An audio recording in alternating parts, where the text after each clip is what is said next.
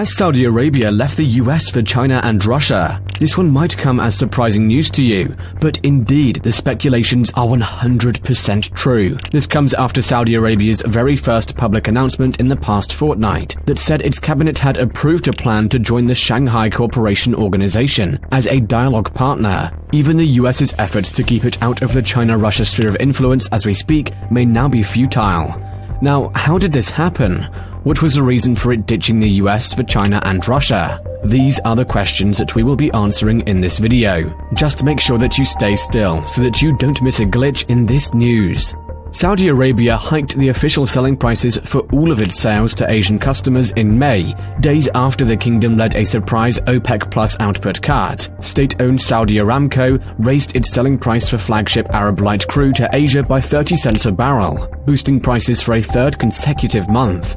According to price sheets seen by Bloomberg, traders who were surveyed before the shock OPEC Plus decision had expected Arab Light prices to fall by 43 cents a barrel. Oil rallied as much as 8.4% on Monday, the most in more than a year after an unexpected decision by the Organization of Petroleum Exporting Countries and its allies to cut more than 1 million barrels in daily output starting next month. Saudi Arabia, along with Russia, agreed to cut production by 500,000 barrels a day. The kingdom had already signed the Memorandum of Understanding on September 16, 2022, granting it the status of SCO dialogue partner. However, Saudi Arabia did nothing to encourage the release of the news at that point.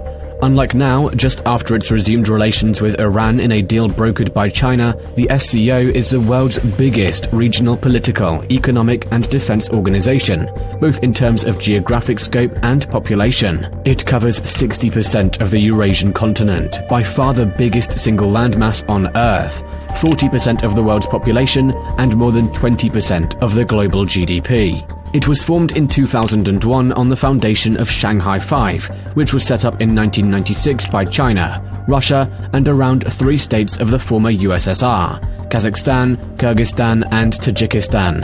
Apart from its vast scale and scope, the SCO believes in the idea and practice of the multipolar world, which China anticipates will be dominated by it by 2030 in this context. January 2022 began with meetings in Beijing after senior officials from the Chinese government and foreign ministers from Saudi Arabia, Kuwait, Oman, Bahrain, and the Secretary General of the Gulf Cooperation Council.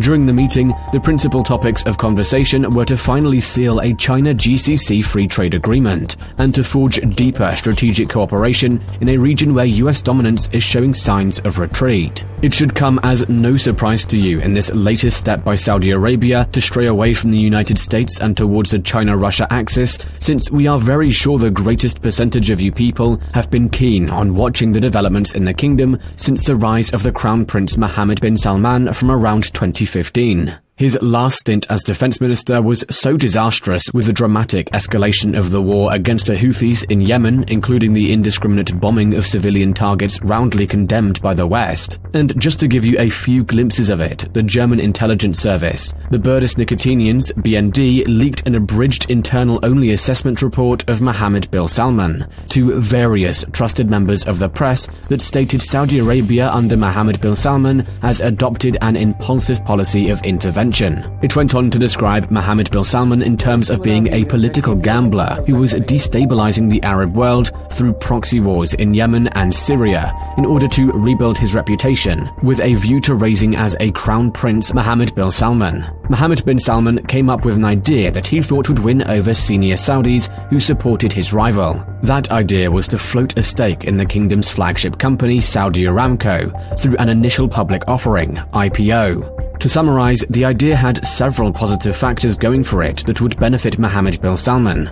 First, it would likely be the biggest ever IPO, thus boosting Saudi Arabia's reputation and the breadth and depth of its capital markets.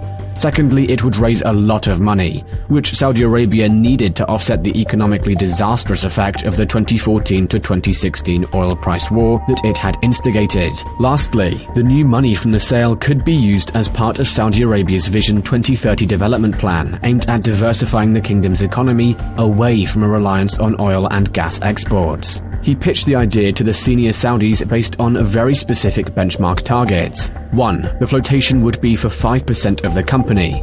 2. It would raise at least $100 billion, which would value the whole company at the cattle stock market, but also on at least one of the world's biggest and most prestigious stock markets, such as the New York Stock Exchange and the London Stock Exchange. Now, the rhetorical question is, did he achieve any of these targets? Of course, no, because the information about Saudi Aramco was made known to international investors.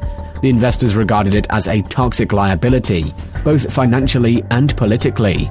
So this is when China stepped in with an offer to save Mohammed bin Salman's face. It was an offer that he has for so long valued in his mind. The offer was that China would buy the entire 5% stake for the required $100 million, and it would be done in a private placement, meaning there were no possible embarrassing details about anything that would surround the deal. Looking at the borders of the two is Russia, who unapologetically were far more than pleased to see this deal strike. And to add on, Russia had made further deals with Saudi in the third week of June 2020 that laid the foundations for much greater cooperation in the future. In theory, it looked like only a marginal extension of the OPEC Plus agreements that had been placed between Russia and Saudi since 2016.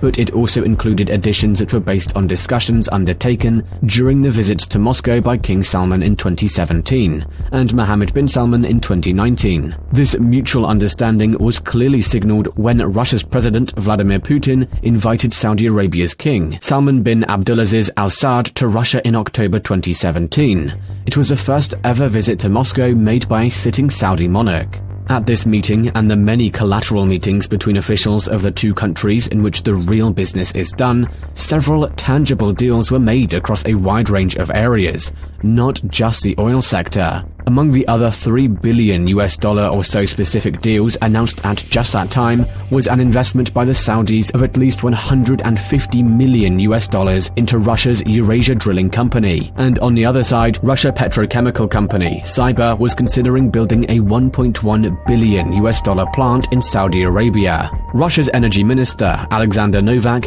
also flagged at the time that Russian gas producer Novatek was in talks for Saudi investors to take part in its Arctiv LNG2 project, a follow-up to its $27 billion plans in the Yamal Peninsula. At the same time, it was agreed that Russia's sovereign wealth fund, the Russian Direct Investment Fund, would invest in Russian technology companies.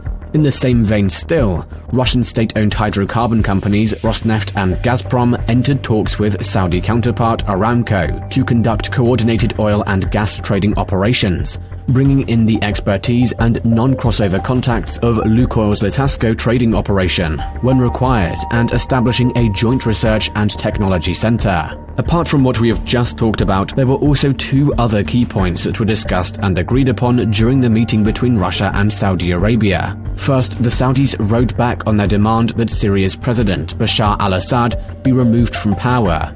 And secondly, and perhaps most extraordinarily, Saudi signed a memorandum of understanding for the purchase from Russia of its S-400 air defense system. We can therefore regard these 2 points as the first clear evidence of a deal creep that Russia had been looking to leverage since it began cooperation with OPEC Plus deals back in 2016, and by doing so decisively further nail the removal of Saudi Arabia from its long-standing relationship with the US and replacing it with one with Russia and, by extension, China. Now, do you think the United States would be able to restore its relationship with the Saudis and reclaim it back from Russia and China? Please don't forget to leave your suggestions in the comment box down below this video. With that being said, we would love to end our video at this point. If you enjoyed watching today's video, please remember to send us those likes and even share this video if you like. Don't forget to also hit the subscribe button and the notification bell so that you get notified about our new uploads. Thank you for watching, and let's meet in our next video.